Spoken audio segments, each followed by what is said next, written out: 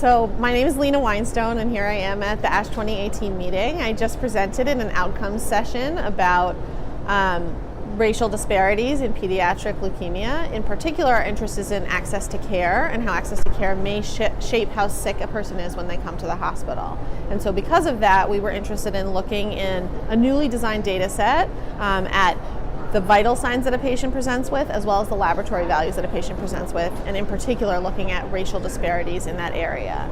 And so we used that data set that is at Texas Children's Hospital, as well as Children's Hospital of Philadelphia, and incorporates about 900 patients to see if there were differences in the way that a black patient comes to the hospital compared to a white patient who comes to the hospital. What we found is that black patients are more likely to have a high white blood cell count at the time of their diagnosis, as well as an elevated uric acid at the time of their diagnosis. We know that having an elevated white blood cell count over 50,000 actually has implications both for your induction, but also for your long-term overall survival. And so the finding that black patients, about 60+% of them, are likely to come in with this finding is suggestive that that may have some impact on their overall survival. We also know that black patients have twice the rate of induction mortality and twice the rate of death in their overall survival. And so because of that, this finding may be indicative of one of the sources of that disparity and allows us to start thinking about targeting therapy to that initial period